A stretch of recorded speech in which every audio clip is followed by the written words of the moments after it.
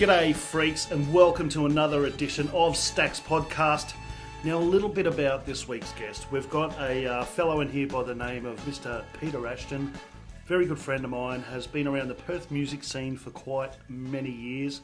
A few years or many years, I don't know, whatever I'm trying to say. But there's some things underlying with musicians that I love to get into, and it's not just talking about the music. It seems to me that every musician has an underlying passion or an underlying thesis of some sort on whether it be life, on whether it's mobile phones, conspiracy theories, you name it. Everyone has got something going on in their life that they truly believe, and that is what we're trying to do here at Stacks. Now, Pete also played in a band called Parker Ave, which graced a lot of the stages around here in Perth. You may have seen him once or twice if you've been out. Really, a really cool guy, always fun. Can always manage to ring Pete up any time of the night and say, buddy, let's have a beer, come on over. Without any further ado, make him very welcome, podcast people, to Mr. Peter Ashton.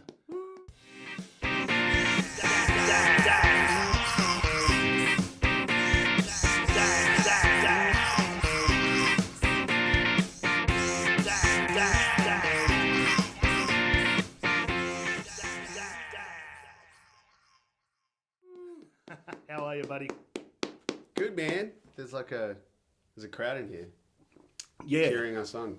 Yeah, there was. How much did that cost? Oh, Sit in audience. We've got a big budget now that we're on iTunes. We're our Money's budget's flowing in. Oh, flowing in. You got no idea. You got no idea. Pete, Awesome. what's been happening? The Rock Garage Christmas party was last night. It was, a bit mate. of fun. It was a bit of fun. Hence why we're here. We're still here. Nicely gave me a lift back in. So Yeah. We very much appreciated. Now we're drinking coffee with foam on top. Instant, I might add. I don't know how she does it. Your PA. That's a lot of foam. My PA, she's a gem. She's great. Special K. Now that you're into the iTunes, the money's flowing in. You can afford PAs. I can. Oh no. And not just the other kind. Oh, so what's been happening, You see Pete? the point there? Mate, you wandered in here last night with a very interesting character who I will endeavour to get on the podcast as well. Young Vic from Brazil. You've got yourself a new From drummer. Brazil. I have. And who'd have thunk it that he'd have a metal... He's a metal drummer. Big metal background. Played in a band called Lacerated and Carbonized. It still does. Yep. But he chose to move here. Was that so? That's 6 months ago. lacerated and carbonised. Yes. Fully brutalized, satanized, and everything, all the above. Yep. But he moved over here about 6 months ago, and yeah, he answered one of my ads looking for a drummer, and the rest is history. Yeah, we'll definitely have to get him on here. I'm sure he's got some interesting stuff to talk about, especially in the Brazilian metal scene. I'm sure they're quite heavily involved over there. So Yeah, they've been touring for a few years. They've been to Russia, Europe, I believe, and quite a lot of the South Americas. Yep. He's like a full-on pro touring muso. yeah, They've been doing it for like 6 years now or something. Was he? He's 24, so 7 years. and then you've managed to nab him. I have, because since he moved to Australia, those, obviously, his band's back in Brazil, and he's trying to get him over, but so we can have some more expats here. I don't know if that's the right term, but but they're considering there's a bit of trouble in Brazil. It's been getting a lot worse, apparently. I think it's they're losing all their UFC champions. I think that's what it is. And I believe Jose Aldo fought last night, so yeah, look, might be another one down, but I don't want to know the result. I'm going to wait till Fight Pass comes out, and I'm going to check it out for all you fight fans out there. I'm hanging out for that one, so I don't want to know who won between McGregor and Aldo, but So don't call in. Don't call in. Not yet. On our big budget.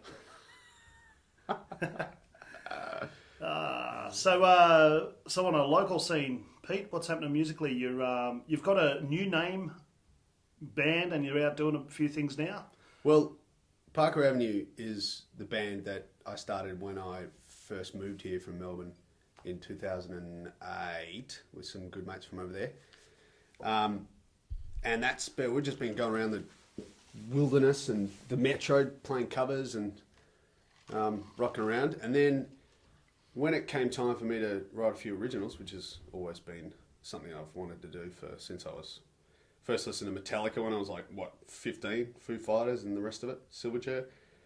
I just put in some influences there, just if you're listening.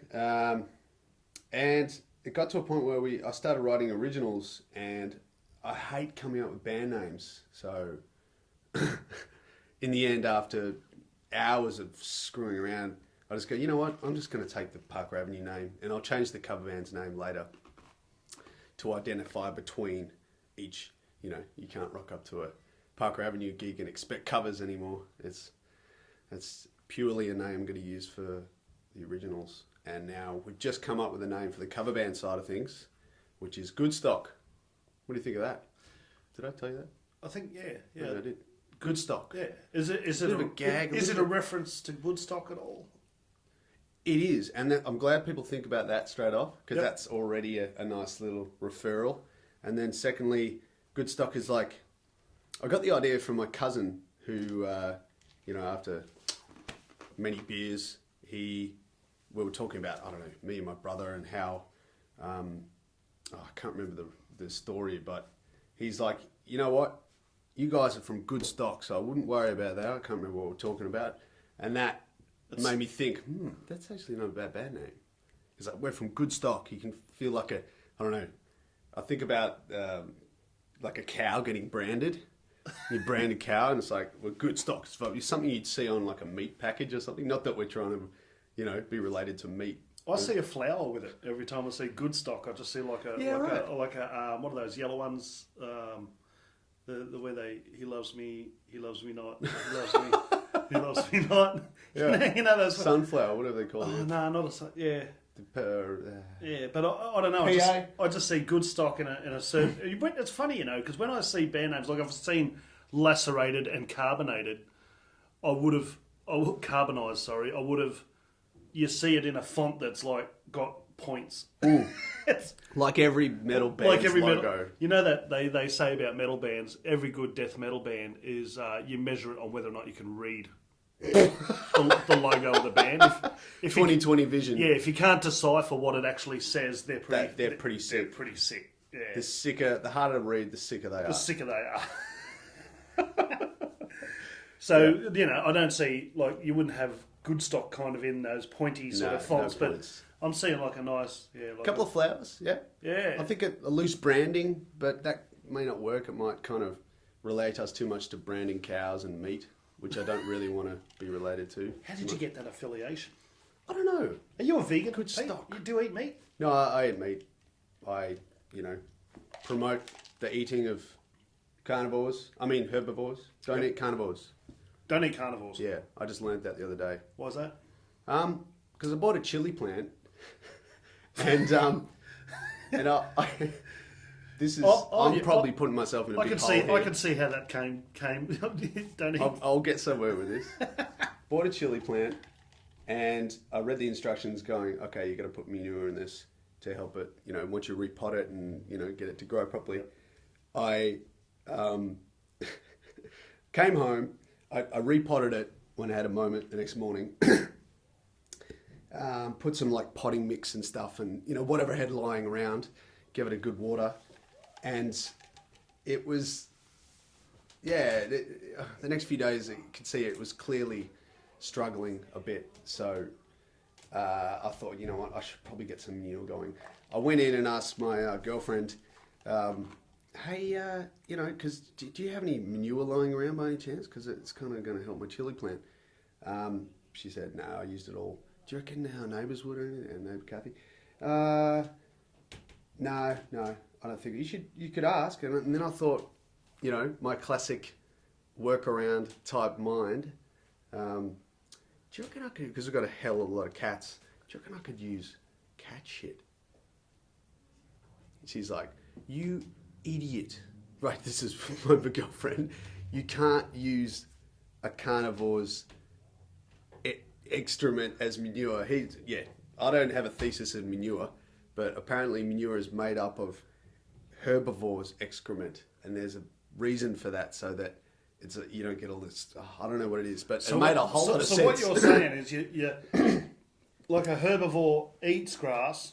And vegetation Processes and all that it stuff. and then puts it back into the grass. So we're talking about and when we break everything down into whether it be an enzyme breakdown or on a molecular level. We're going to have to Google this. Yeah, are we keeping it? Are we keeping it herbivore? Keeping it real. It's kind of like cannibalism in a very far off third person manner. Okay, you got me thinking. You can't eat a plant that's been grown in carnivore shit.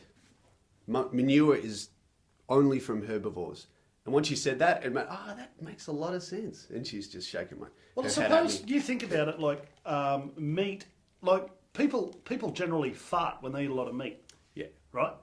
So therefore, it must have a high amount of something in it for all you scientists out there. What's the proteins? Proteins and what's that? Starts with F.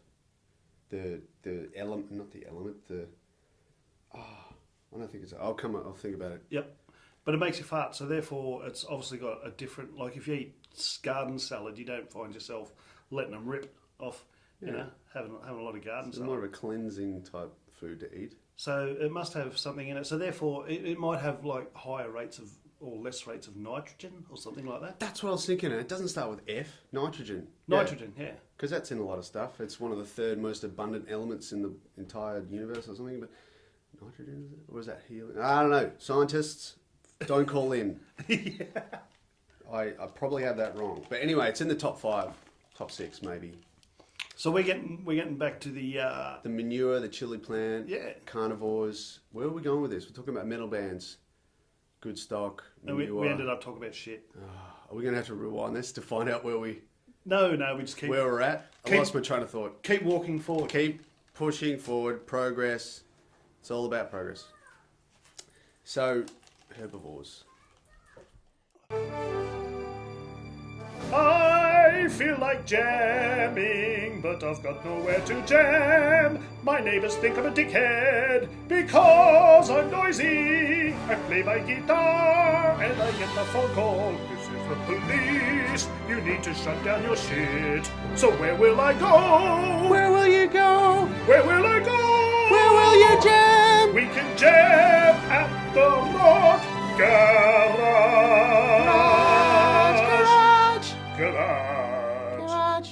Come on down to the Rock Garage. Let's go to the Rock Garage. Come on down to the Rock Garage. Let's go to the Rock Garage. Come on down to the Rock Garage. And you can jam for $60. Gets you a room. $60. Gets you a room. Get you a room. Get a room. And you can jam nice and loud without pissing off your neighbours. Jam nice and loud, piss off neighbours. You can jam all night long without ruining your relationship with your neighbours. With your neighbours. So come on down to the Rock Garage. Unit 424 Mercer Lane, Joondalup. The Rock Garage. Be there. Booking's essential. Or you'll be somewhere else. 0477 471 917. That number again. 0477 471 917. The Rock Garage! The Rock Garage! Woo!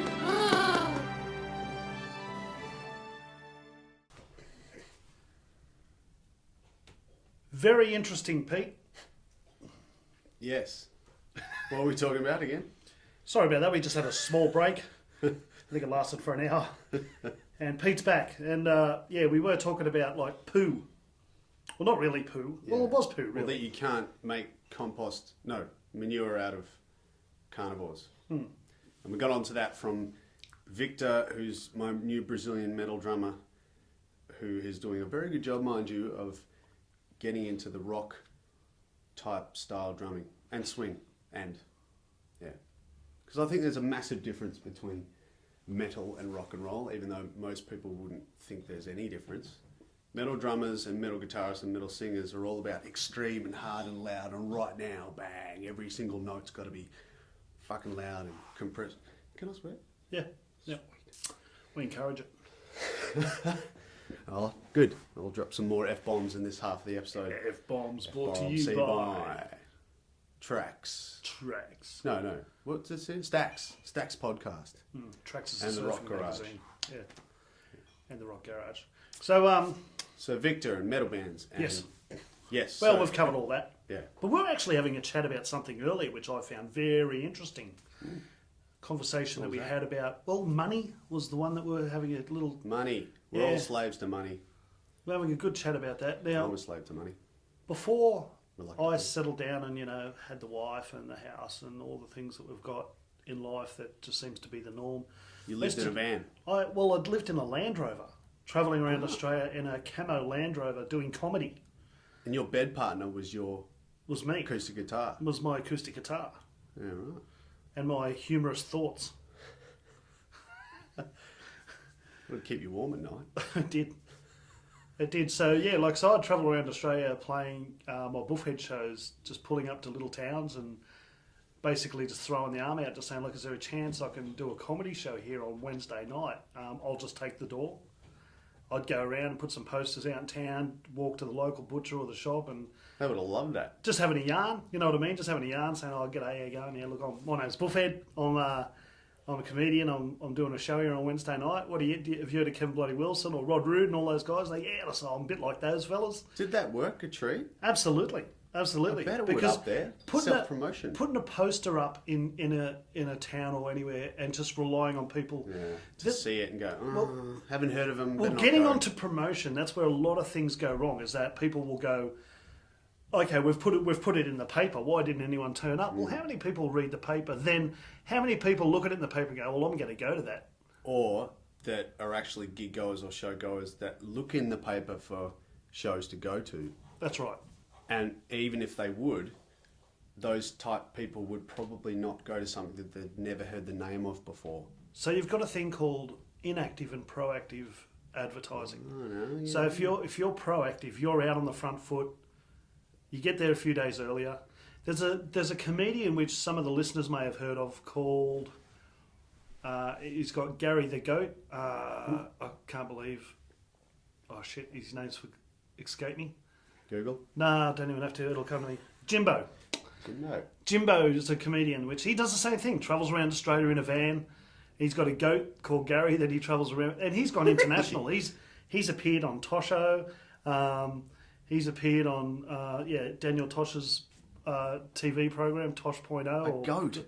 Gary Does the it Goat. eat him out of van? And I really don't know how it works. Where the goat? I think the goat sits on the front seat of his van with him. It doesn't eat his upholstery.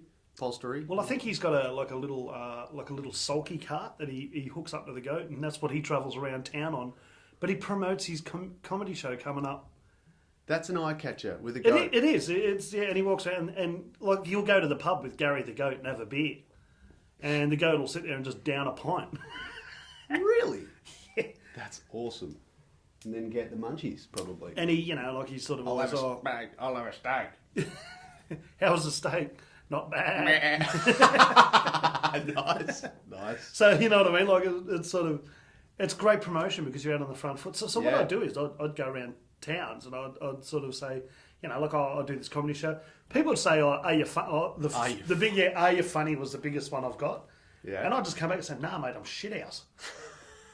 It's half a gag. But people are going, actually, I like this bloke. Yeah, you know what I yeah. mean? Because you're taking the piss out of yourself straight away, which is, would help. They say self-deprecation is not really a form of humour, but if you do it right, I mean, I crack on about, carry a few kilos and stuff like, like I didn't get on The Biggest Loser, so how big of a loser am I? So I'm having to stab at myself for being chunky, but people love that because I've had people come up to me and go, mate, are you all right? If you need someone to talk to, we're here for you. Thinking that I'm actually, they don't get the point that I'm taking I'm having fun with it. Yeah. And then I'm very okay with myself. I'm very comfortable with the way I am. I'm not, you know what I mean? They're not psychiatrists trying to look for new work, are they? No hang-ups whatsoever. But people would sort of think, when I'm making jokes like the whole Biggest Loser thing, people would come up and they'd be sort of, oh, mate, don't be so down on yourself and all that stuff. And I can relate. I'd crack up thinking you just didn't get that whole show, did you? You just maybe they're just psychologists trying to drum up more work. or just dumb fucks. All that. All that. Okay. But anyway, we're getting off topic. But Speaking of goats, just as a side note, yep. I have this running joke with my cousin. I bought him a rabbit when I first came over to Perth because their family lost their much loved rabbit, No, it wasn't Thumper. The one I bought them was called Thumper, a Norwegian dwarf, which is the smallest kind of rabbit. Yeah, one domesticated rabbit you can get. I bought them this rabbit, and then after that, my cousin was furious about that. You wouldn't be able to tell by looking at him, but he hated the rabbit, and he couldn't wait till it died and got out of their family. It's like this love-hate thing going on. Because it used to just cause trouble. All the kids loved it, but he kind of had to deal with all the shit it wrecked and everything. Anyway, so the running gag after that was, we had a few beers one night, and he says, mate, you wait. I'm going to buy you a goat and see how you deal with that. Because I bought him a rabbit. He wasn't happy about that because it used to eat the drawers and, piss all over the carpet and stuff. And he said to me, look, I'm going to get you a goat that's going to pay you back. And I'm not going to let you know when or how, and you have to keep it. So this is his long-running gag. Every so often he brings up, mate, don't you think I haven't forgot? You're getting a goat. Every time we talk about the rabbit in his lounge room. So go on, sorry. That was just a side goat topic. No, that's... It reminded me of goats. Well, hence why I'm interested. But did he ever get you the goat? Not yet. It's still looming. And that's why I'm asking so much about, what's his comedian's name's goat? Jimbo. Jimbo's goat. Because I want to know how hard it is to deal with a goat. Because I may have to deal with a goat soon enough. I need to know, is it true? Do they eat your T-shirts off the line? Do they... My brother's got a couple of goats. He's got a property. Yeah, well, he's got all this grass and pastures to... Well, they used to be grass. Now it's just sand. This is what I need to know.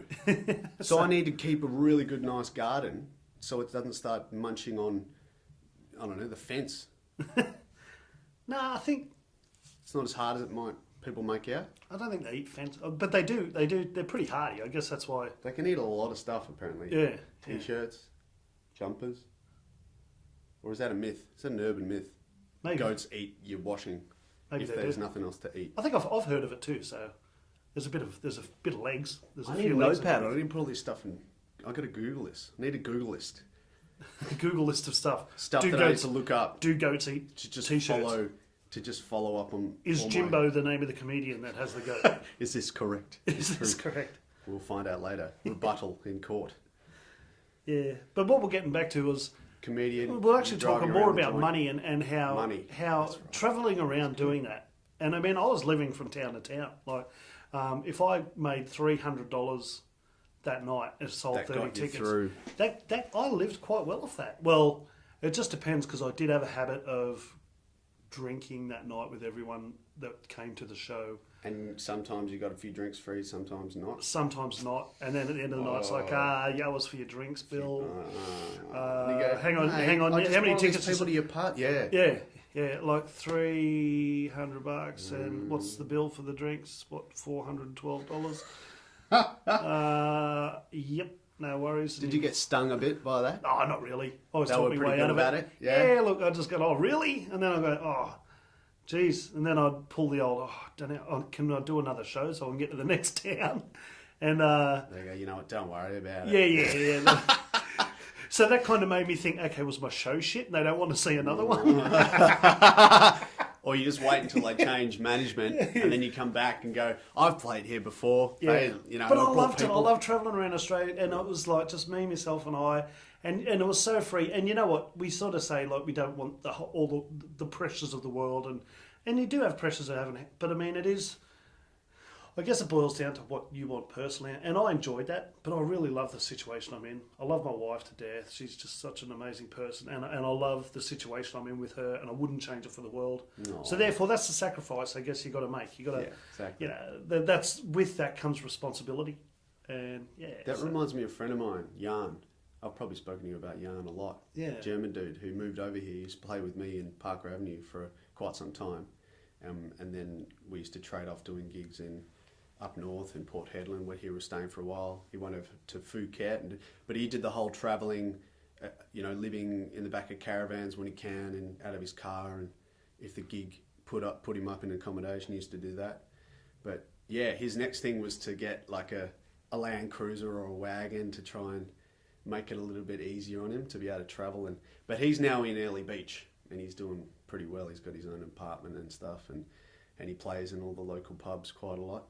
So not a comedian. He'll be at KC's quite a lot. We're going to have a guy on the podcast coming up later on in the year, or early next year, I should say, who plays that stomping ground quite a lot. Ah, so what's his name? Pop Standen. Ah, Mr. Yes, Standen. Mr. Standen. Yes. So he'll way back. Yeah, he'll talk about what it's like. He may have crossed paths with Jan. Maybe. Jan's only been there for 9 months. I don't know, almost a year now. It's really funny because when you speak to Jan, you do hear that German accent coming through, but when he sings, it's gone. It's just like this universal, and people think, I've spoken to people, actually, it's probably just my cousin and one other friend, that they're people. the people, we'll just refer to them as people, person X, person Y.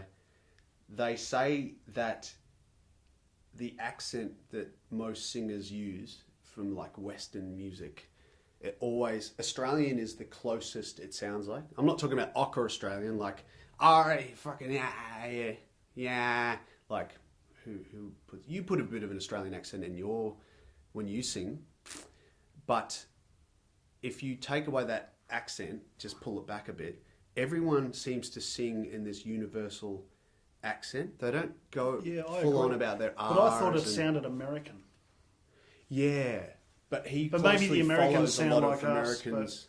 But that's what we're getting at. Americans and Australian, like say pop stars and things. Well, here's a good example. They sound similar. James Rain, Australian as you get, playing a band called Aussie Crawl. Yeah, but when he sings, he sounds American. He doesn't have a full-on Australian accent going on Oh, with the not at nasal or whatever it might be with the. That actually makes me think about. There's something that I'd like to talk about is appropriate accents for appropriate things. So I'm gonna just say right now that South African accent is a really harsh. It's a harsh accent. You know what I mean? Like very Pull harsh. off the meat of the bat. What's his name? 12th Man. Yeah. So it's a harsh thing, like the accent. But how accents can be like an American accent in singing's perfect. Yeah. But a South African accent in something like porn would just not work. Ain't got love, please bend over now. Yes, I'm really going to ram you hard. I'm about to plow you like it is no tomorrow. So hang back and pin your ears back. I'm about to plow you hard. You know, like wow. Yeah, it wouldn't work. It wouldn't work. Yeah. It'd be different. It'd be a niche. Yeah, get down on this baby and soak it till it's dry. It just doesn't work, does it? Like it's and nor with the Kiwi accent, I don't think. In porn? Yeah. Oh, bro, I smashed you. It was awesome, bro. Hey. Oh, I'm not very good at this. Can you help me out with the Kiwi accent? I haven't done. You do. That's more of a sort of a bro accent, but yeah. It is. But are you talking? Because the thing with the Kiwi accent is that you've got sort of as you go north around like Auckland and stuff like that. There's one, but then as you go further south to Dunedin, they've got because there's a lot of Scottish down that way. Yeah, right. And the Māori mob will call them Pakia fellas, which are all the white guys, you know. But as you go down, you've got that sort of more for a Paki accent, which is it's a very I can't even do that. I could do the bro because I've been around so many Maoris all my life, you know. Yeah. I can sort of pull their accent off a little bit, but the Pakia sort of Dunedin type, you know, Christchurch type accent is the one that people actually rip off. You know, they say with the, you know, like, oh, can I have fish and chips and six, and I'll have six pigs of fish and chips, you know. So, which is the stereotypical thing that everyone says. 1, 2, 3, and I can't handle hearing that. Count to 6 for us. When I hear someone say, "Yeah, oh, you from New Zealand? Oh, yeah." Hey. Can I have some fish and chip? Like you go, come on, you need better than that. Right after I smashed it, bro, I went to the local fish and chip shop. It was, what do they say? It was prize, eh? No, that's more. Sweet as, bro. Yeah, that's fine. I've got to practice more. You do, yeah. But there's just some accents that just don't work for certain things. And you know what? When I hear an Ocker Australian accent, I cringe. I just go on that. yeah. But my comedy's based all all do. my comedy's based all around it. But we all do, because that's our national mentality. Is like tall poppy syndrome. We like to take ourselves down to another level. And I think that's related to our accent. When we hear another person's Aussie accent in, say, music, Yep. like, say, even carnival, I think Kenny puts on, just here and there, he puts on a little slight, and I think that's really great. Aussie hip-hop is another one that's huge in there. They really make it stand out. Well, And there's a it's kind of few like bands stamping they're really Australianism on. But this leads me on to one of my favourite local acts, which is a band called the Siren Tower. And if you've heard those guys, big Grant time. McCulloch, one of the best vocalists. Yeah. I love him. Strong. Looks like a bush ranger. Sounds like a bush It ranger. looks like a bush. You know what? And it freaks me out because I've actually got a man crush on that band, and it's obvious. Like, I hang around him and I'm like, All of them, or just him? oh, just the band in general, just like So it's like Cody, this group, Mark, bro. like, Yeah.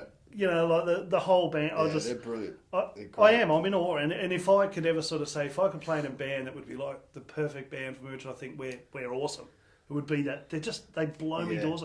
But the thing is, They they're rock. local. Like, Seriously when I rock. was younger, I grew up absolutely fanatical on Alice in Chains. But as I've got older, your tastes change, and you tend to appreciate other things. Yeah. big But time. these guys, if I had heard them and they were from Seattle or from Georgia or from the east coast of Canada, Well, they wouldn't sound like bushrangers for a start. well, they wouldn't. But the thing is, I would still listen to that music and go, I love these, because there's a band called the Great Big Sea from Canada who I love. And I love them, and I More just love these. folky type rocky. Yeah, but these guys have got all the elements I like, and they're colonial. But this is getting to the accent thing. Is that Grant McCulloch, the lead singer? It's there. He doesn't water Yeah, down he the doesn't. accent whatsoever. If And anything, it's- he puts it more on. Maybe. well, if what I've heard's correct, is that he had trouble getting airplay because they kind of didn't like that. Oh, that's racism. That's annoying. But you know, like, I Because mean, we this- struggle to get this is enough what I- Australian content on our radio stations as it is. was it too ocker? You know what I mean? Yeah. But I mean, I might be being biased, but how can they not be being airplayed every day of the week to us Australians? And we've got half the crap that's on the radio. There's a lot of talk with that, especially with certain radio stations, of which I will not name. They're a little bit biased because the American tunes sell, or the international stuff. And again, with the whole tall poppy syndrome, people, and that's why our pop stars, I think, if you play it to someone who doesn't know a lot about about who's singing, or, you could play them American pop stars, play Australian pop stars, no one would know the difference. And I think they do that because it sells. It sounds American. It sounds international. It sounds bigger than it is. And if you put an Aussie Yocker accent on it, it kind of puts into this niche. Yeah. And it's not as widely endorsed. It's kind of But okay, broad enough. so why do we put up with it? I mean, come Australia Day, the Australians in general are painting themselves up in blue, white, and red. Yeah. Donning the Aussie ochre. They're all racist. They're all so racist. they're flying flags and stuff, and that's another Yeah, issue. but the White race- power, and it's racist. not. No, racist or patriotic. Yeah, exactly. But because have like such a vast multicultural society, for some reason, a lot of us take patriotism as being racist Well, I think when for, it's just not. yeah, I think for a lot of years, what we never had was, I mean, and that actually I'll take that back, because we are originally as a colony and a British colony, we never really had our own identity, and it wasn't until 1913 or 1912 when we became Federation? a federation. No, that was 1901. Was it 1901? I'm pretty sure. Okay, Because then we had... it doesn't matter. Don't quote me. It was back Another then. one for the Google list. It was back then, and then when we became a federation, we then became Australians, and that goes back to World War One, when the Anzacs were, trotting off to Gallipoli and to Versailles. Sent over the trenches by the British dude. But it was Another one. to it was we wanted to show England where how Australians now do it. Everyone was signing So up. we've had an identity, but do you think?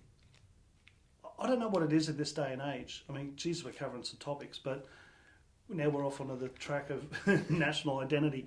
But do we feel like we need an identity? Do you think Australians sort of like we're reaching out? Because Americans are proud to be American. English are proud to be English. Americans are a little too proud, I think. But then again, we only see one side of it. How do you When think, you actually go to America... but what do you think they think of us? Seriously, like, we're doing ourselves no favours. Well, yes and no.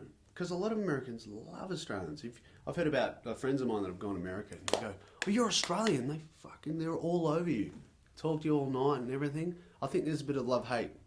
No, actually, no, not love-hate. I think it's literally Americans either love Australians because we're portrayed so well over there in Hollywood and the Hugh Jackman thing. Hugh Jackman, he is the best ambassador to Australia. I couldn't think of a better guy. Because those guys, if they think about Australia, they think about Hugh Jackman. And for me, that makes me proud to be an Australian because he is a champion. Got a bit of bro love going on there. But Americans, I think they only think of us as they either have no idea where Australia is or what it is. Australia? I don't know. It's like some country in Africa or something. Or they do know of Australia, and they love us. I don't think there's many that just dislike us or, they either don't know about us or they love us. I think they do now. I think gone are the days where they go, Australia, isn't that near Germany? Yeah, those are the people that don't know. No. That's what I mean. Two types of Americans. People that just don't know about the land down under. Well, do you think, who it was to bring it to the mainstream? I'm going to reach out here and say it was Croc Dundee. Mr. Paul Hogan himself. Well, what about, let's Crocodile go further Dundee back. was the first one that really nailed the amount. I mean, we go back to the days of Errol Flynn. Errol, that's what I was thinking of. No. Or he brought it up first, but that was more...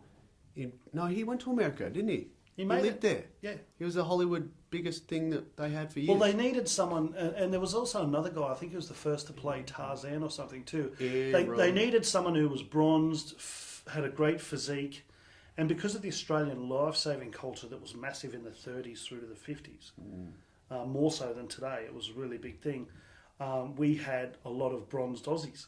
And I would do anything. In America, they loved this image, you know what I mean? These guys that... Yeah. There was also guys that could swim. Mm. So you got to think in Northern America, it's actually a very temperate country, so it's quite cold at times, and they don't really have the swimming athletes that we do. More now today, we've got the technology, we've got pools and all that. But back in those days, you were practicing in the ocean. Well, yeah, go for a swim in the Atlantic Ocean, see how good you go. Yeah, too cold. Yeah, snap frozen in like 12 minutes, So, yeah. So I think Maybe that's why I think that was the theory behind that's how he got the job over there. But yeah, right. Yeah. Now, here's another thing I want to talk to you about. So we completely got way off topic. tangent. Yep. We love our tangents. I'm It's an interesting convo. We could I'm hanging on just. Yeah, when we could be talking about like galvanised nails for 3 hours. And That reminds me of something else. No, it doesn't. It doesn't. No, Fancy? I was thinking just getting into Jesus Christ and the cross and getting into religion. No, not today. We'll steer clear of that one today. Yeah. We don't want to enrage anyone. Still slightly suffering from the night before. So forgive us. Forgive We're us. on like our 5th cup of coffee, 4th, and that with extra foam. That reminds me of a comedy gig once too. I've got to tell the story. I can't not tell the story now. I was doing a show once at the GBT in Joondalup, local. Yeah, right.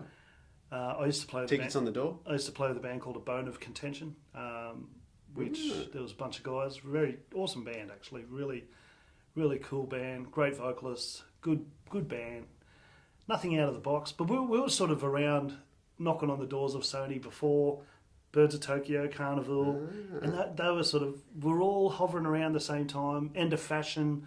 The early 2000s sort of thing. Yeah, well, 2004 was roughly about the year that things were really happening. Yeah.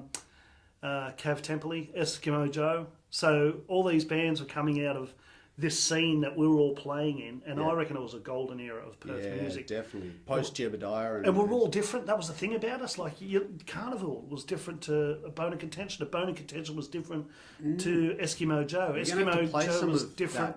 I'm going to hear this one day. Some Bone of Contention stuff. Yeah, for sure. It's amazing.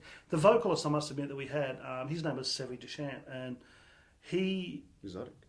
Well, yeah, exotic, but he had just, for me, I still think he's one of the best voices I've ever heard.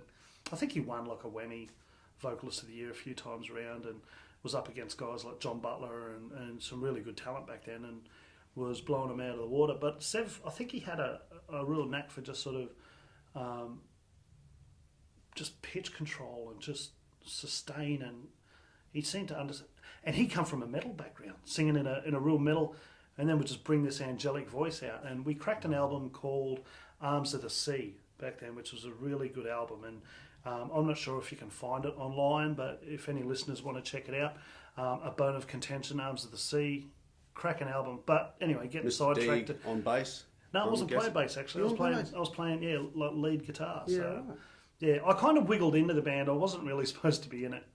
That's what you do with a lot of bands. I know. Wiggle in. I sort of was. I turned up one day to watch them play, and I was doing it, and in the middle, and people were saying, "Oh, this guy's a comedian. You need to get this guy up." So I got up on the veranda and I just started banging out a bit of bullhead stuff, and they were just losing their shit because it was fresh. No one had heard it, and they were just losing their shit at it, just thinking like, "This is pretty cool." And then the guys go, "Oh, look, we're playing down here next week. Do you want to come back down and do a few more songs?" So then it became a regular thing that I turn up each week and just do this middle section of buffet in between the Bone of Contention. And I ended up just hanging out with them. And then from hanging out, started jamming with them. And then eventually kind of started touring with them. And then just things happened. But Nice. so it kind of sort of happened like that. But it was in the middle of a Bone of Contention set, or I can't remember if I was doing that or doing just my straight out stuff, where I was singing this song and I cracked this joke about why does Jesus get all the chicks? And then I put myself in the like as if I was nailed to the cross, saying it was because he's hung like this. With my hands. Oh, and controversy. I had a guy at the back just crack it at me, like just lose it, just completely lose it, and he's, "Don't you take the Lord's name in vain," and all this kind of stuff. Well, I was giving him a compliment. Believed he smashed a schooner. Vaguely from my memory, he smashed like a glass on the way through, and he come at me with it to glass me or do whatever he was going to do. That's not very Catholic, Christian-like. No, but I spun my guitar around and then just bunted the guy as he got close. Like I spun it around. That's quick thinking. And just went boom, just to bunt him. Like I don't think he expected it. Yeah, just spun against the glass. And that's exactly because he came to stage. He sort of lunged at me, and I just bunted him with the guitar and knocked him flat on his the ass. security guards on point that night? They were nice. within seconds. They were onto him. But this is the thing that was funny yeah. was they've grabbed him and all that, and I'm just like, it didn't bother me so much. I'm just like, oh, there you go, Christians, I thought they were supposed to forgive, it just like it just kept going on with the show. Nice. But what I didn't realise is, as he was getting dragged out, he was yelling everything about, "I'm gonna, you're gonna go to hell." Blah, Did he blah, meet blah. you in the alley afterwards? All the rest of it. Well, no. What happened was he got dragged out the front, but the in-house mic there plays out to the courtyard, and the courtyard is right at the entrance. So he's out there getting even more annoyed. So basically, what's happened is he's got dragged out, and like they do, they just sort of flick him out the front door, and he's out there going, "Arr, arr," sort of thing, and he could, and I started making up a song about him, like about. Look, this is going back 10 years, 11 years ago. I can't remember what the song was, but I just started singing this song about him, like getting kicked out and how he's supposed to forgive and who believes in Jesus anyway, and blah blah blah, all the rest of it, and he is losing his bottle, like absolutely, and the bouncers are trying to contain him, and he's just fueled with Christian rage. and trying to get into, to avenge the Lord and kill me, so to speak. But I had no idea, so I'm just ripping him, because as I do, I love a heckler. Give me a heckler, I love him. Yeah. And just having fun and just making light of the situation, and, sort of talking about, imagine if I got glass, I hope it was here, because then I could remove a lot of the fat from this section of my body and all this shit. But just having fun with it and just removing the situation and bringing it all back down. But I didn't realise the whole time he's hearing me out in this courtyard because they're beaming it out into the courtyard of this hotel. Which at the time I didn't know, which wasn't really good, because my comedy can be controversial. Yeah. So would you Not really want good that? for passers-by. No. Fuck this joint. I'm not coming in. I'm getting all religious. Yeah, so it was, and I've had people still bring that up to this day. I had a guitarist at a venue a while back say, when he found out, he goes, "Yeah, Buffy, you're that comedian Buffy." I said, "Yeah." He goes, "I heard a story about you," and straight away I knew what story it was going to be, and it was that one, you know. So, but that was it. He didn't avenge the Lord. He never. No, he didn't. I think after about an hour and a half of being beaten up and trolleyed and that, he got tired of it. By the bouncers or someone. I don't know. I just heard the bouncers coming to me at the end of the show and said, "Oh, mate, it was a handful. Yeah, thanks for that. We've just been cleaning up your shit for the last hour and a half." And I went, "What?" You've earned your money then. But then the bouncers told me that no, that he could hear you over the speakers, and then I've just gone, "Oh no." Oh, well. That happens. We had a prayer for you that night. Yeah. Have you had any interesting gigs, Pete, when you've been on stage and just something crazy's happened? Yes.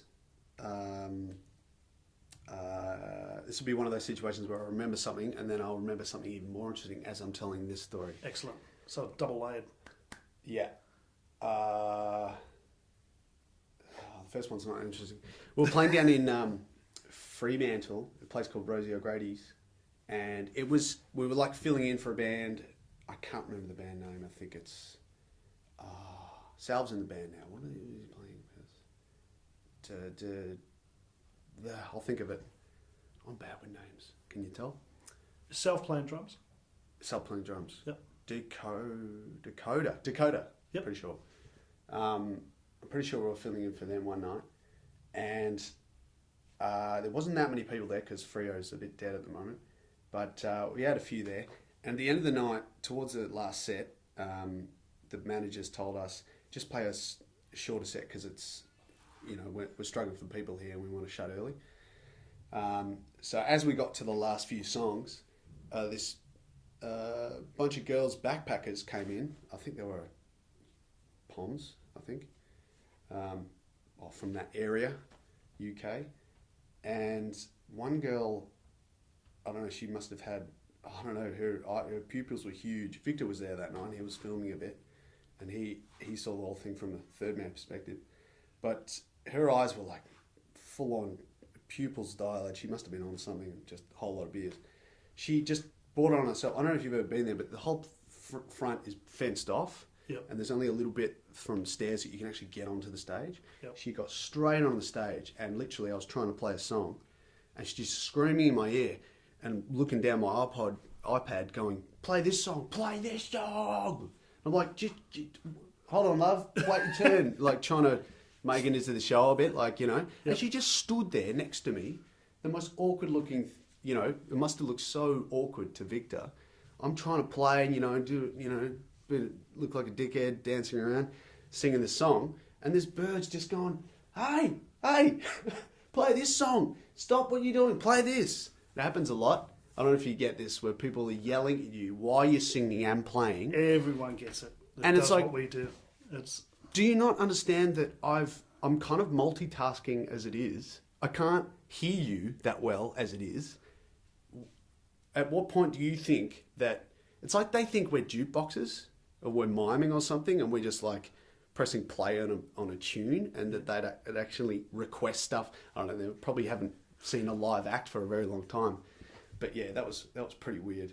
And that was just recently. What happened? Did someone remove her from stage? No, because there wasn't that many people there, and a bouncer came in, and that was at the time that she was being less annoying and just kind of sort of slightly dancing around. I said, "Nah, it's cool.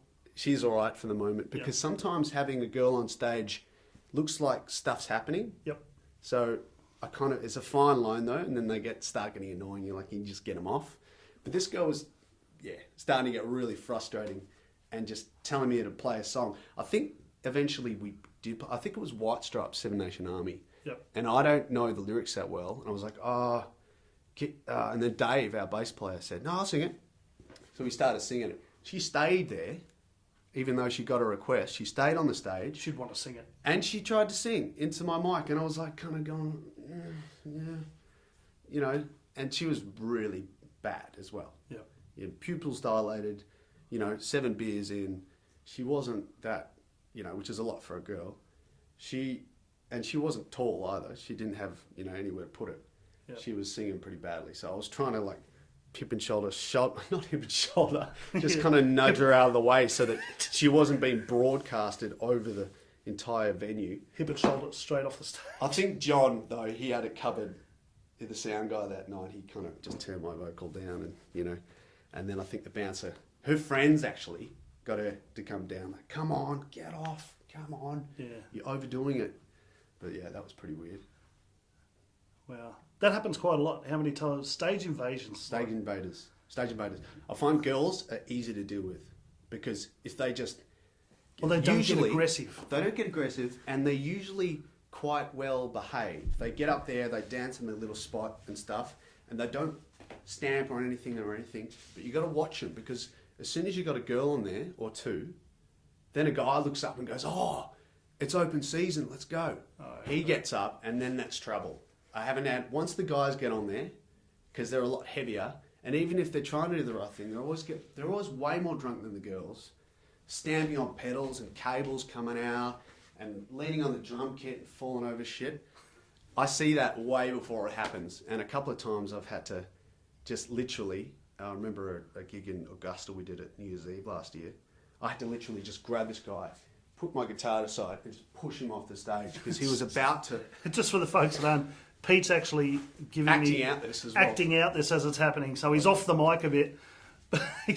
I had to just get him off before he did any more damage because he cut my cable out. Yep. He stepped on my cable came out, and that's when I just swung my guitar around and pushed him off, and then stuck my cable back in, and that was that. And I think I made a gag of it as I was singing on after that, as like a, don't think you can get up here, just, if you get up here, you might get shoved off. Because the bouncers, it was a pretty crowded night that night. But you got to watch out, especially if you don't have a stage. Stage invaders are common if you're on ground level, because it seems like if you're not above everyone kind of feels more at ease with you, and that can be a bad thing sometimes. Yeah, I agree. I've done a few gigs where it's been at that level, but I guess I don't know. You don't know how to deal with them, because if there's not many people there, you don't want to act like an arsehole and go, get out of here and be like a prima donna, because everyone else sees it and goes, well, I've been on stage with some people like Mr. Standen and Mr. Emmanuel. Oh, but they're pros at it. And they don't like it. Some people they're very short. Go away. Yeah, they're into them. Don't come any closer. One more step and you're out. Yeah, but it's where I'm kind of, I don't know. I rip the piss. Well, what I do is I rip the piss out of them as soon as they get up. I start, because I'm lucky enough to have that comedy background, so I start chipping at them about this and that, or just start pissing on what they're wearing, or the fact you can't, or I get them to sing and go, you are shit house. That is why we're getting the money, and that's why you're drinking the beers. Get back to where you belong. So just be straight at. And the crowd loves it. Just say, no, you have a go, and then just go, yeah, what do you reckon? Shit house. You know what I mean? Like, the only time that player's going to fail is when he gets up and he sings better than you do. Then you got to be left up shit creek. And then you got to start talking about, well, look, when you get your own gig, I'll be sure to make a guest appearance. See how you like it. Well, I know. There's a saying that comedians use a lot for hecklers, and they go, mate, when I'm going to come round to your work and start kicking the cocks out of your mouth, So that's nice. Like, do I turn up to your work and start kicking the dicks out of your mouth? You know what I mean? So you need a little bit more than that, I reckon, because I reckon they've got, if they're clever at all, they've got a few comebacks for that. Yeah. Can't think of one right now, but would I come to your workers? And then they go, you're not working, you're bloody playing music. I'm like, well, and that's another thing that people think, is that musicians are not actually working. But people don't realise how hard it is and how much preparation goes into actually making it happen, let alone the performance. But that's one thing I wanted to try and get across with this podcast. Just on another note, I actually call Pete Mr. Fidget sometimes, because loves to fiddle with a soundboard. I'm getting better. What you're hearing in the background is Pete's got a plastic bottle in his hands. Hydration is the key. I've got to play soon. That's all you're going to hear is that plastic bottle, because he can't leave it alone. I'll have to... I need a better bottle. You do need, you need one that can't crinkle. Usually you can get 2 notes out. Usually. Yeah. Moving on. That was crap. I think I play guitar just a little better than that. So Not really. true. For those that have Stirring witnessed. I would have appreciated a lot more had that note been in G. The people's key. The people's key. The people note. People's note. key. Yeah, And so on that topic, how many songs you reckon are in G? a lot. Especially in country, I reckon 90%. Yep. I can't back that up with any stats, but... G or A, predominantly. Yeah. But there's another... But then again, blues, E. Well, blues, a lot of it in E and A. Or B. Very guitar-friendly keys, these. They are. But you know what it is? It's like when you learn guitar, you get taught these basic chords at the beginning. And G is one of the harder ones to get It your is, but it fingers just around first. sounds so good. And E sounds good. So, When the guitar's in tune, yes, very good. you know, they've got those nice... And if you're playing a solo thing, E's a really good key because you've got nice bottom end in the sound. And a lot of open strings to fiddle around back with. That's right, yeah. So I guess that's why. As soon as you start getting into playing stuff in D and all that kind of stuff, D works well. D's fun. Yeah, D's a good chord, a good key, I should say, to play stuff in. E, A, D, G. Pretty much every string on the guitar is a decent key. B. B's good. Sort of good. The only thing with B, though, is you get a bit of diminished sound in there because it's not... you can't really play an open B. Well, you can. You get a nice open B pattern. You got to be a bit more careful with it. Yeah, true. Yeah, Let's not get too theoretical with the music theory. I haven't done it for a very long time. So B, A, and G is always a good one to sort of play with. But yeah. Do you do any open string stuff? You ever played around with some open tunes? I have, not much, and I should get into it. I used to have this thought that people that use... This is when I was a bit younger and a lot more naive. A lot younger. That was kind of cheating. Yep. That you should be able to play that and get the same sound out of a standard tuned guitar. But then as I got older, I realised that there are much more fruits to that tree or side of thinking. Yep. Because you can really start... And Carnival, I keep dropping this band name, but I love them. I bloody love them. Every single song they play, when you look at their set list, or if you have... I don't know if you... I saw it on a YouTube video once, behind the scenes. Yep. Drew has a guitar tech and he needs one badly because every single song is literally in a different tuning. Yep. There's maybe 2 or 3 that have the same tunings as another one, Yep. like, if you know what I mean, catch my drift. And that's how a lot, and I was speaking to the bass player a while ago, Jono, he tells me that when they write a lot of their tunes, they do that to kind of explore new sounds, and it's a really great way of exploring and trying to get into a different thought frame of mind and different notes and things that you... Because I think you get boxed in with playing, the same things over and over. I did agree. And as a listener, I love the different tunings because it brings a different sound. Yeah. And you know what? It sounds more strings. holistic. It's a more holistic sound. And Carnival, man, they just the holistic sound with their delay, and they got it covered. It's just I don't know. I was speaking to Drew only 4 to 5, maybe 6 weeks ago. He was driving for Sebastian Bach, and that was the last show off the tour that I did with Sebastian Bach. So we caught up very briefly at the end of the night. You were in the tour? I was guitar tech for Sebastian Bach's You guitarist. were too, that's right. Yep. So we had... Skid Row? Yep, we caught up at the end of the night. We were busy during the early parts of the day, but at the end of the night before he was driving the band home, I just knocked off, and it was the end of the tour. And Drew was part of the crew? Yeah, he was driving, so he was taking the guys to and from the hotel, which was bizarre. I thought, I should have been driving. He should have been the guitar tech. Wonder how it came around. That came around. I don't know. It was a complete. Yeah. Maybe he's had a go before. No. What it is the too much trouble. No, there's a guitarist. No, we've got the girl Chancey that was running the whole thing. She knows Drew from. She deals with all the major acts in Australia, so she knew Drew was in Perth and just said, "Do you want $400 a day to go driving a car around for these guys?" Probably more than you got from being their slave for the whole time. Oh, massively more. You wigged out. You drew the shortest straw. The shortest straw has been drawn for you. I'll actually get into that tour one day and really open up about the shit that went down on that tour because Put them in their place a little bit. Or the guitarist. I've got no allegiances to anyone I toured with. I don't particularly care about anyone that I was on that tour with. I'm sure they don't give a flying fuck about me. Yeah. And Should we open this box? I will lay it out on the line as to what went down. On the next podcast, tune in. It'll be a massive 45-minute rant. About the shit that went But in down. saying that, it wasn't so much. It was a case of I was paid so little. I went, fuck yeah, I'm only going to do so much work. Yeah.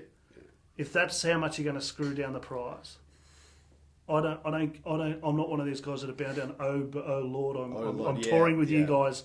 Do you reckon they I do will that? do anything for you. That's what they used to. I swear. They used to just getting a slave in that loves them, and then they can pay them nothing. Yeah.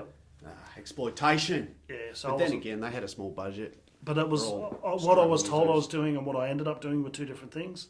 What I was expected to do and what I was told I was expected to do are two different things. By who? By the tour manager. So what happened was a lot of things didn't turn. When I got there, I was underprepared for a lot of stuff. You weren't told what you were supposed to be doing. Yeah, I told him what I could do. I was underqualified for a few things. I'm not familiar with some of the stuff that had to go down. That's their own fault. I'm familiar with a hell of a lot of it. But the reason being they couldn't get no one because I'll tell you straight out, they're offering $150 a day to tour with a band that was earning... And this is pretty much a 24-hour job. It's a 24-hour shit day. You got to Basically, be doing all the time. I'd start work at about 9 o'clock in the morning and I would finish at about 3:30 to 4 o'clock a.m. the following day.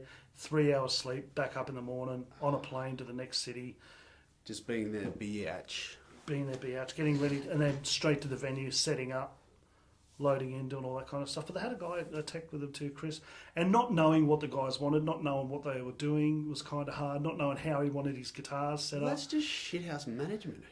But what happened was because I was so tired, like it was just me, and because I was getting so tired, by 3 days in, I was making stupid mistakes. Oh, yeah. As you can imagine. Like I was tuning guitars wrong. Again, bad management. Why are they getting you to do stuff that they didn't let you know that you should be doing? Well, that was cool. That was no sweat. Like getting a guitar and tune's one thing, but... Getting enough sleep is another. No. Getting enough sleep's one, but also I was lugging in the whole stage stuff on my own as well. So it was setting up. Because they were too precious to do anything. They didn't do any of their own... Like the band didn't do any of their own. Yeah, that's cool. Yeah, but I was guitar tech. Yeah, but I was also like technically roadie as well. Yeah. As well as at the end of the only one. But I thought I was just going. I was rocking up to everything's set up. I look after the guitars, make sure the guitars are in tune. That's what a guitar tech does. Yeah. He doesn't do the whole roadie and stuff as well. So I was doing that as well. Yeah. $450 a day. I know I'm bitching about it, and people say, "Well, why are you whinging? You live in the dream." It ain't a fucking dream. I was living the nightmare. It was horrible. Come to my work, yeah. You know, I mean, if I had never been around the industry before and I wanted to look at it and go, "Oh, this is cool," maybe it would have been like a nice little excursion. Don't get me wrong. I was getting put up in beautiful hotels. But I still had to pay for meals. I still had to do this. So essentially, it cost me money to go away on a tour that sucked balls. And to be honest, a few of the guys on the tour were complete and utter arseholes. And there was a couple of guys on tour which were lovely and I really respect. And we won't name names. Nah, and a lot of people will think I'm talking about Sebastian Bach. I'll tell you right now, Sebastian Bach's fine. He was not a bad guy. Good ones. He was great. He walks in, does his thing, and walks out. He's the star of the show. People are there to see Sebastian Bach. They're not there to see Deeg.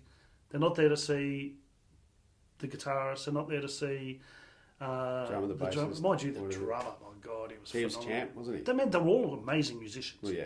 And they're a level above anything I've seen in Perth. Yeah, right. Aside from bands like Carnivore. I think Carnivore is one of the premier bands in the world. And people, if they're not onto it, are missing the boat. They just don't, you know. Are we getting sponsored by Carnivore? You think so? Yeah, we're pumping them. Maybe we should...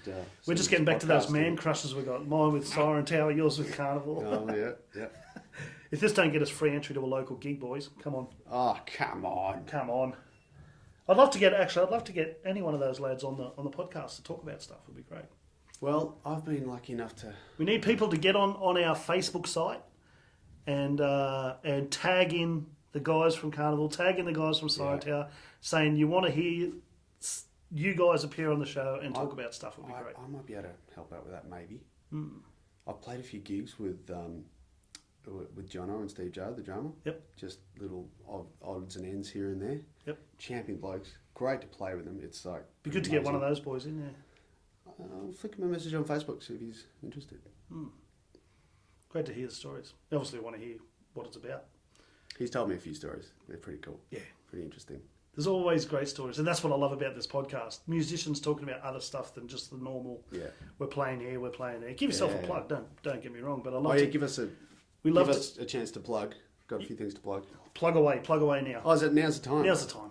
It's plug era. Hello and welcome to Plug Time. This is Pete here from Parker Avenue. American accent's not working for me. Pete here, g'day. Parker Avenue. This is a plug. This is a plug section of the podcast of Stacks. Stacks is right. Stacks podcast. Stacks. Here with Deeg. How you doing, listeners? This is the part where I say about what I've been doing. Pretty much all I'm going to axe the last 30 seconds. Okay, stuff, cool. And then, you'll edit it. Yeah. Good. So you're going to say probably something like, "Oh, it's just the part where we plug," and then I just go straight into from now. So Pete here from Parker Avenue. Did I say that already? Fuck, sorry. Editing job's going to be hard. Well, they know. They've been listening to you for the last 45 minutes. Get onto us, Parker Avenue, on Facebook or parkeravenue.com.au. We're just about to step into the studio up in the hills with a good friend Vass from Hail Mary and record our third EP. Don't have a title yet, but some 6 songs on there. There's so much stuff I want to talk about. I got a new pickup for my violinist's violin, which is really cool because you can actually put it and manipulate it through guitar pedals and axe effects and things like that really well. Because the piezo pickups that they normally have in their silent violins are crap. Or they're not good for what we need them to do. I got a new guitar, just got it the other week. This Monday. Your new guitar? Yeah, a Gibson. I got my first real Gibson. Fuck. What model? LPJ. It's like this matte finished, kind of satin fit. It's like just the wood and then a little bit of protective layer. Dark, brown, earthly looking, chocolatey finish. It's so Is it a Les Paul shape? Yeah, it's a Les Paul. Yep. Les Paul J, not Junior, just J. They just call it, I don't know why. Choc satin finish. Look it up, listeners. But it's funny talking about this actually because I found out that, because I love the guitar as soon as I saw it, and I should have bought one because it was a limited edition released back in 2013, I think. And I found out a band called Nevsky Prospect. That guy uses one. And I just saw it on a video a few weeks ago. I was like, no, I'm not the only one. But anyway, they're a cool band, so I don't mind being related to that. Anyway, further to the plug. Going off topic here again. We've done it the whole podcast. We're currently shooting our first video for, going backwards in time a little bit, to our last EP entitled It Isn't Dead, and the song called Imprudence, which is the opening track. We're currently shooting a video for that, and hopefully that will be finished soon, before the new year, hopefully, fingers crossed, but these things get delayed and stuff, and then that will build up to our new EP release, which will be hopefully early next year. Look around for it. Stick out for it. Watch this space and Parker Avenue space. Good Stock. Any gigs coming up with Good Stock? Good Stock. Unrelated to Parker Avenue, for those that, are all about, covers is selling out, man. We're trying to play music for a living, and that makes us better at our originals. I think it keeps us playing all day. Anyway, that's a whole other story. Good Stock. We are playing tonight, actually, or speaking to you people from the past. You'll probably missed it, but we're playing tonight at the Swing of Pig down in Rockingham. And next weekend, we were supposed to go down to Esperance next weekend, play at the Travellers Inn. But in this rocky industry we deal with a lot of issues and cancellations, and this being one of them. That gig got cancelled a few days ago. Spewing, because I haven't been to Esperance before, so that would have been a lot of fun. The beaches in Esperance are unbelievable. So I hear. So I'm pretty pumped. But they've just started to negotiate the final negotiations, opening up another pub in Esperance. So we'll be able to go down there it's like a 7.5 hour drive. So you want to make it worthwhile. You want to do a few gigs that weekend. So we're only booked for 2 gigs. So hopefully next year when they own the other pub on the other side of town, we'll be able to get a 3 gig weekender sort of mini tour. So it'll make it worthwhile. Well, fingers crossed that the hotels, and this happens quite a lot, cooperate with each other. That's why we couldn't get, because we were trying to get an extra date for that weekend, and our agent was trying to ring around, and they said the other pub, that this particular pub said you're not allowed to play anywhere else because, and that happens a lot. This was very frustrating. The exclusive. It's like, well, you're not paying us that much to buy the exclusivity. We're traveling like 8 hours to get down there. You're making it pretty hard for us. Come on. Yeah. Well, the only way that will work is if bands stop going there for that reason. Yeah, and that's never going to happen. They're always going to find stuff. They're always going to find bands. And that's a whole nother topic. Yes. It's been taking over our stages recently is people that, because of course, the scene has been struggling a little bit. People aren't going out as much. Mining stopped up north, went into production phase, whatever they call it. And there's, people are hiding in their houses trying to not spend so much. And it's pretty hard to go out in this town anyway. It costs a lot of money. Taxi there, taxi back, or Uber, whatever you fancy. I love Uber. I've only been in one, but it's a cheaper option as long as he doesn't take you around the block. But people, it's just too hard to go out these days. You got to go. I was speaking to my cousin-in-law the other day, and he said he went out, and he's about 45 years old, and he just thought, I'm going to go out. He hasn't been out already. He's been working his ass off, and he literally went around to all these pubs. He bought his phone with him and a bit of cash, and he went to all the pubs around Northbridge. None of them would let him in because they were like, "Where's your ID?" I was like, "I didn't bring any because I'm going out and I wanted to be." Do I look underage? That's not the point because you got those scanny things that you got to put your ID in. And they take your photo because we're a nanny state now. They got to keep tabs on everyone. So if you screw up, they can find out who you are. And just about offenders. everywhere out now you need the your only ID. place he got in was the Brass Monkey in all of Northbridge. Wow. It's pathetic. No wonder people don't go out. It's too hard. Yeah. You gotta like prepare. You gotta spend a shitload of money. Yep. Beers are like $12. Yep. Pints. It's ridiculous. And the liquor laws, the lockout laws. I don't know if they're happening still. They're probably not. I haven't seen them in. They tried to do that a while ago. The price of liquor, the tax on liquor is huge. Liquor licenses are more expensive. It's just too hard. Yep. Well, I guess they'll just drive it into the dirt. But then They already have. because of that. But that was their whole goal. Because of that, to stop the violence. You get underground things happening. Prohibition, like no, not so much from well, the alcohol you know- side. Oh no, I mean more from the music side. It's going to drive this underground following.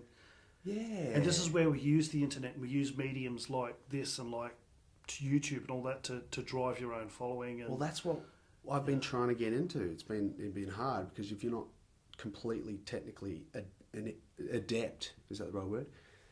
no, to use you're tech. thinking inept, but Inept. No, but that's the anti. yeah, If I'm digitally inept, then I'm Savvy. useless. Let's say Savvy, okay. But adept, isn't? I looked that up. It's another one for the Google list.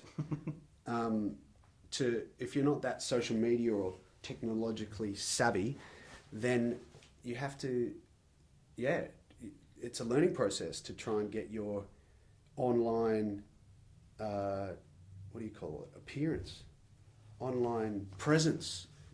It's hard to grow if you're not that technically savvy. So there's a lot less gigs going on. And, which brings me to another, I could talk all day. Let's talk all night. No, I've got to go to a gig. I've been thinking about this, and I reckon you'd be right into it. We should start putting on gigs in a park. Have I talked to you about this before? You can literally hire out stages in certain parks. I leased out for a very cheap price my PA to someone after we did a Red Cross gig with my older band Gunshies last year. This girl, I forget her name, but she did her EP release at a park in Hyde Park. Just hired the stage off the council for like, I don't know how much it was, like $30-40 an hour, minimum 3-4 hours, whatever it was. And it was brilliant. You could bring down all your lights, your PA, set it all up. Everyone sits on the grass on this nice like amphitheatre type setup, and you play, you know, on the stage. It's like a little mini festival. It's awesome.